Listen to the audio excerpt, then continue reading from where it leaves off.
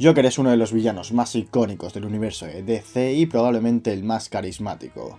Un hombre de mediana edad, característico por su traje morado, por llevar su cara pintada como un payaso y el pelo verde que nos es presentado como un mafioso de Gotham. La complejidad de sus acciones y su forma de pensar le convierten en el peor enemigo de Batman, su némesis. Si hay algo que caracteriza al Joker como villano es su sangre fría a la hora de actuar y acabar con sus víctimas de diferentes maneras, mostrando una falta de compasión que hacen que se le llegue a ver como un verdadero sociópata. A pesar de que su pasado siempre ha sido una incógnita, en la última película de Joker, interpretada por Joaquin Phoenix, se nos plantea un pasado de este villano con la historia de Arthur Fleck. Y hoy vamos a hablar de este Joker. Desde el inicio de la peli puede verse que Arthur Fleck aparece como un hombre desequilibrado, con frecuentes cambios anímicos y al que todo el mundo trata mal. ¿Es un enfermo mental? Bueno, primeramente quizá no deberíamos usar el término enfermedad mental, porque aunque algunos trastornos mentales, como por ejemplo la esquizofrenia o el trastorno bipolar, sí que son considerados enfermedades mentales porque la evidencia actual parece que indica que las causas son fundamentalmente biológicas, la mayoría de los trastornos mentales no son enfermedades. Y además, si nos ponemos puristas, para que algo sea una enfermedad, tiene que tener una causa biológica conocida, y esto no lo tienen los trastornos mentales. Aunque se está empezando a clarificar un poco con los avances en neurociencia, aún no sabemos las causas biológicas de los trastornos mentales. Por eso en los manuales diagnósticos, como pueden ser el DSM-5 o la CIE, se sigue usando el término trastorno mental. Es un término más amplio que incluye a los que son enfermedades y a los que no. O si no, lo llamamos psicopatología y nos evitamos problemas. De todas maneras, y obviamente, aunque no se sepan las causas exactas de los trastornos mentales, el cerebro es un órgano y como tal puede enfermar, por lo que no parece descabellado pensar que algunos trastornos mentales sí puedan ser enfermedades. Arthur Fleck parece una persona con problemas psiquiátricos que podrían tener una base biológica y un fuerte componente ambiental.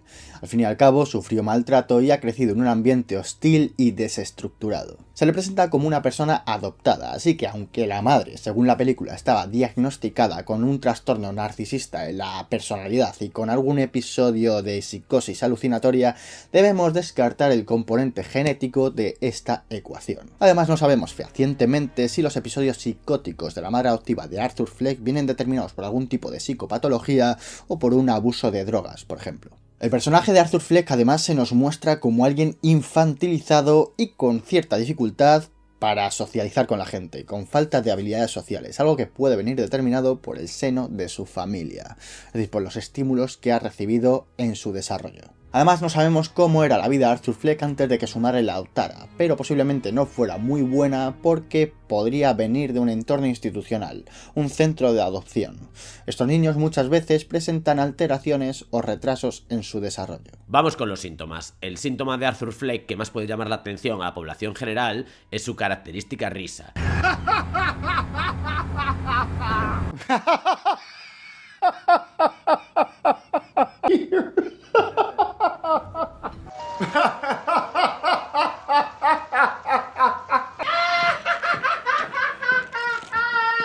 Es por ello que Arthur podría padecer epilepsia gelástica, un trastorno neurológico en el que hay frecuentes episodios de risa incontrolada asociados a tensión emocional. Además, las personas que la sufren perciben estos episodios de risa incontrolada como indeseados y pueden entremezclarse también momentos de ira e irritabilidad. Además, Arthur también tiene alucinaciones como las relacionadas con su vecina, lo que hace sospechar que podría sufrir algún tipo de trastorno psicótico como el trastorno esquizoafectivo o tal vez esquizofrenia, puesto que las alucinaciones, así como el aislamiento, el retraimiento social o un estado de ánimo bajo pueden ser síntomas de estos trastornos mentales. Asimismo, podemos observar también que Arthur Fleck toma bastantes pastillas, hasta el punto de pedirle a la persona que le atiende en terapia que por favor le aumente la dosis de su medicación. Y la epilepsia gelástica y la esquizofrenia son trastornos crónicos que requieren medicación de por vida. Teniendo en cuenta este hipotético diagnóstico, y aunque no se dice en ningún momento qué medicación toma, también podemos hipotetizar un supuesto tratamiento que encaje. Debido a lo delgado que está y a que podría padecer epilepsia gelástica, uno de estos medicamentos podría ser la motrigina, que es un antiepiléptico que suele adelgazar, y que además también se usa en otros trastornos como el trastorno bipolar, por ejemplo, como estabilizador del estado de ánimo, cosa que no le vendría nada mal a Arthur. También es posible posible que dentro de esa multitud de pastillas que toma se encuentre algún antipsicótico, y aunque estos tiendan a engordar, Arthur podría estar delgado igualmente debido a lo nervioso que está y a una alimentación deplorable y escasa. Observamos también que Arthur pide más medicación, y como vemos que es una persona muy ansiosa y nerviosa, quizá aquí puedan encajar las benzodiazepinas y sea lo que está pidiendo, porque estas son miorrelajantes y ansiolíticas y su consumo es placentero y se tiende a abusar de ellas. Hay alguna que incluso se usa como anticonvulsivante en la epilepsia. Además, los antiepilépticos, los antipsicóticos y las benzodiazepinas se suelen usar en conjunto para tratar una gama bastante amplia de trastornos mentales. Pero ya os digo, estos solo son las hipótesis que podrían encajar mejor, puesto que en ningún momento de la película se nos dice qué trastorno o trastorno sufre Arthur o qué medicación toma, aunque parece evidente que alguno sufre. Una de las cosas más interesantes de la película de Joker es que te llega a hacer empatizar con una persona que socialmente sería repudiada. Y uno de los principales problemas que muestra y que refleja esta película es cómo la sociedad estigmatiza los trastornos mentales. Hay una cosa que tenemos que tener muy clara con respecto a los trastornos mentales, y es que en todos ellos hay una parte de nuestro cuerpo que está involucrada, un órgano que es el cerebro. Y como tal, hay veces que este órgano puede fallar, puede sufrir ciertos cambios o puede llegar a enfermar. Sin embargo, una persona que sufre un trastorno mental no es tratada socialmente como otra persona que puede tener cualquier tipo de enfermedad o trastorno en otro órgano de su cuerpo, tales como una cardiopatía, un problema hepático o una diabetes. De alguna manera, la sociedad tiene muchos prejuicios acerca de los problemas que sufren estas personas, a los que por lo general y de forma despectiva, sea el caso que sea, se les trata de locos. Y esto es el producto del desconocimiento.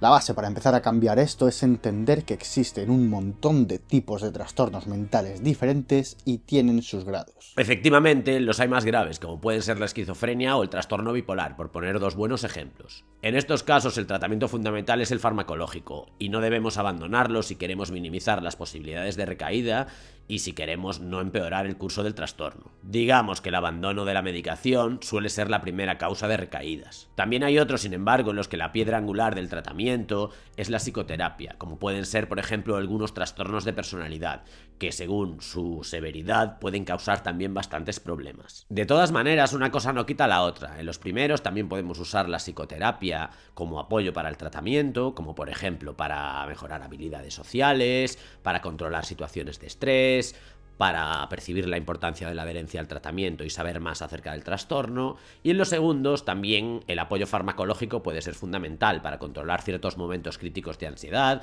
que puedan llevar a conductas autolesivas de mutilación o por ejemplo para síntomas depresivos. También hay otros trastornos que se pueden considerar menos graves, como por ejemplo algunas fobias, algunos trastornos de ansiedad o algunos trastornos sexuales, que ni siquiera tienen por qué ser crónicos y con psicoterapia o incluso sin ella a veces podemos sobrellevarlos de una manera adaptativa. Dependiendo de la gravedad del trastorno y de cada caso en particular, por ejemplo, dos personas con esquizofrenia no tienen por qué tener los mismos síntomas ni la misma gravedad, deberemos de actuar de una manera o de otra. Hay mucha variedad, pero en cualquier caso siempre se pueden hacer cosas para mejorar o empeorar un trastorno mental y para mejorar o empeorar nuestra calidad de vida y lograr una mejor adaptación psicosocial. Ojo, lo que estamos haciendo con este vídeo no es intentar justificar al Joker ni banalizar los trastornos mentales, ni mucho menos. Pero lo que sí queremos hacer entender es la forma que tenemos de gestionar estas situaciones a nivel social. Hay algo de la película del Joker que me apretó el pecho cuando lo vi y es una cosa que he pensado muchísimas veces. Concretamente es la frase de: lo peor de tener una enfermedad mental es que todo el mundo espera que te comportes como si no la tuvieras. Esto no es del todo cierto, porque realmente el mayor problema que tiene una persona que pasa por una situación de este tipo es el problema en sí. Sin duda, esto va a depender de la gravedad del problema. Por ejemplo, una persona con depresión mayor que no tenga ni fuerza física ni mental para levantarse de la cama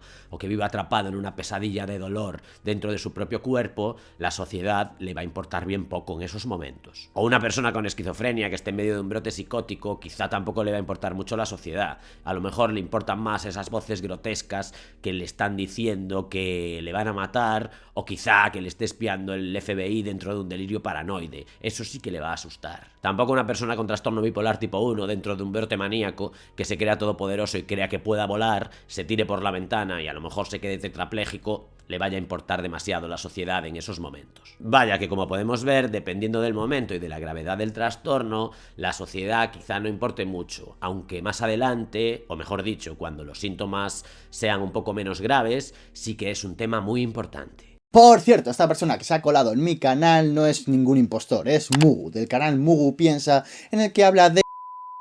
Así que os recomiendo que os paséis por su canal porque además se curra un montón los vídeos. Como hemos dicho, y es uno de los puntos importantes que quiero dejar claros en este vídeo, aunque el trato de la sociedad no es el mayor problema, sí que es un factor muy a tener en cuenta. Veréis, cuando una persona está en una situación así, y no me voy ya a un caso extremo, sino a una depresión o una ansiedad leve, uno de los miedos que tiene es sentirse rechazado por la sociedad por el hecho de que la gente le pueda ver como un loco y tratarle como tal.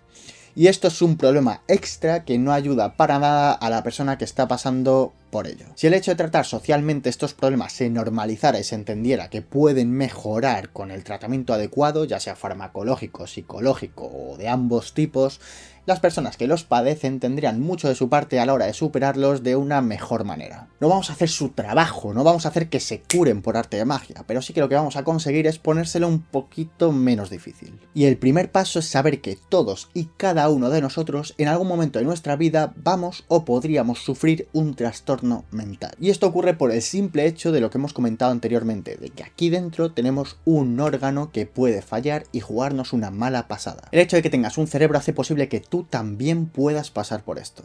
No lo olvides nunca.